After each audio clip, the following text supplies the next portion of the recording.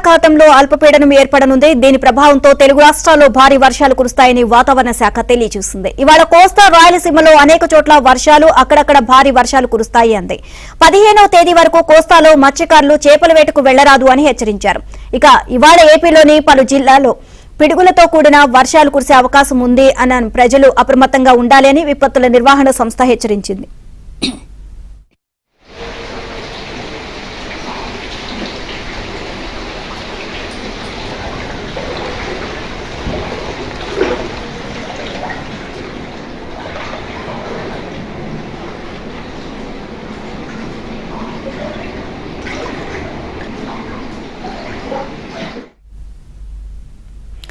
ఇటు తెలంగాణలో 2 రోజులు భారీ వర్షాలు కురుస్తాయని వాతావరణ శాఖ తెలియజేసింది. ఇప్పటికే 5 రోజులుగా తెలంగాణలో వర్షాలు కురుస్తున్నాయి. హైదరాబాద్ ను వర్షం వదలడం లేదు.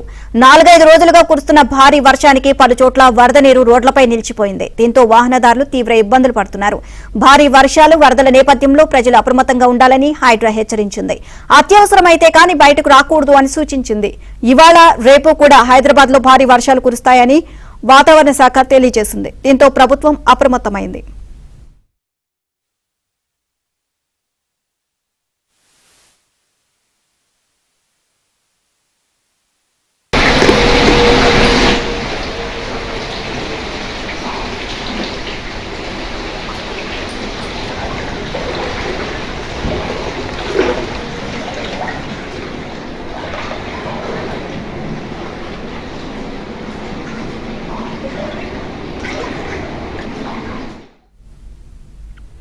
హైదరాబాద్ లో హిమాయత్ సాగర్ నిండుకుండలా మారింది. హిమాయత్ సాగర్ 5 గేట్లు ఎత్తి నీటిని దిగువకు విడుదల చేస్తుండటంతో మూసీ పరివాహక ప్రాంతాల్లో వరద పోటెత్తుతుంది. దీంతో జియాగూడ రోడ్డుపై వరద నీరు చేరడంతో రాకపోకలు నిలిచిపోయాయి. రోడ్డు మార్గం మూసివేయడంతో వాహనదారులు తీవ్ర ఇబ్బందులు పడుతున్నారు.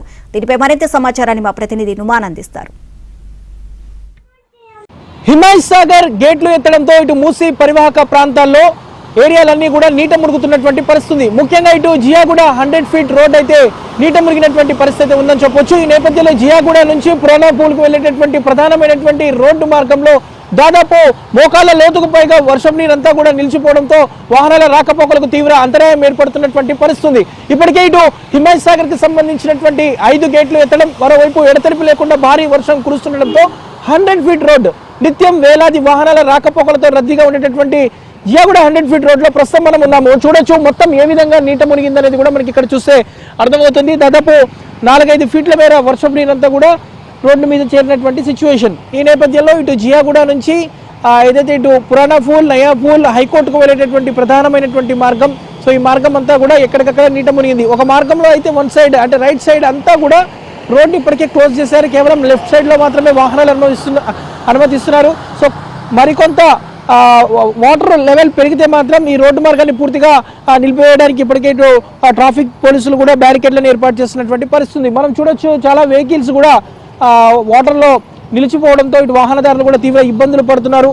సో కొన్ని వెహికల్స్ వాటర్లోనే మధ్యలోనే నిలిచిపోయినటువంటి పరిస్థితి ఉందని చెప్పొచ్చు. సో ఇప్పటికే 5 గేట్లను ఎత్తడం, దాంతోపాటు ఇప్పటికే ఇక్కడ చుట్టుపక్కల ఉన్నటువంటి జియాగూడ కానివ్వండి, ఈ మేకల మండి కానివ్వండి, దాంతోపాటు పురాణాపూర్లో ఉన్నటువంటి మ్యాన్ హోల్స్ అంతా కూడా పొంగి పొర్లుతున్నటువంటి నేపథ్యంలో ఈ నీళ్ళంతా కూడా రోడ్డు మీదే నిలిచిపోయాయి. సో ఈ 100 ఫీట్ రోడ్డు అనేది ప్రధానమైనటువంటి రోడ్డు మార్గం. వర్షం కురిసిన ప్రతిసారి కూడా ఇక్కడ రోడ్ల మీద వర్షం నీళ్ళు నిలిచిపోవడం అనేది జరుగుతూ ఉంటుంది. బట్ గేట్లు ఎత్తితే మాత్రం దాదాపు ఈ మార్గం అంతా కూడా క్లోజ్ అయ్యేటటువంటి పరిస్థితి ఉంటుంది. అలాంటిది దాదాపు ఇప్పటికే 5 గేట్లను ఎత్తడం వల్ల దాదాపు 4500 క్యూసెక్ల వరద నీరంతా కూడా మూసీలోకి కలవడంతో ఇప్పటికే ఈ వాటర్ అంతా కూడా మూసీ పరివాహక ప్రాంతమైనటువంటి జియాగూడ కానివ్వండి, దాంతోపాటు పురాణాపూల్, నయాపూల్ ఈ మార్గంలో మొత్తం రోడ్ల మీద చేరుతున్నటువంటి పరిస్థితి. వెహికల్స్ కూడా చాలా నెమ్మదిగా మూవ్ అవుతున్నాయి. మనం చూస్తున్నాము రోడ్ అంతా బ్లాక్ అయినటువంటి పరిస్థితి. ఈ నేపథ్యంలో కేవలం ఒక సైడ్ మాత్రమే వాహనాలను అనుమతిస్తున్నారు.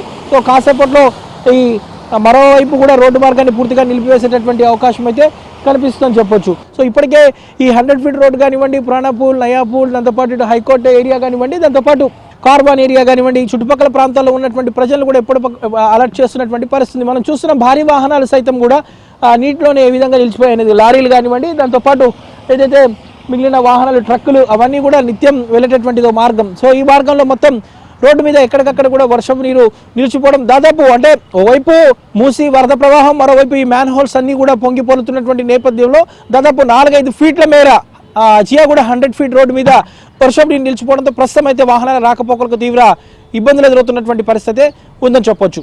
జర్నలిస్టు శ్యామ్తో నుమానియా బిన్ ఆంధ్రజ్యోతి, జియాగూడ నుంచి.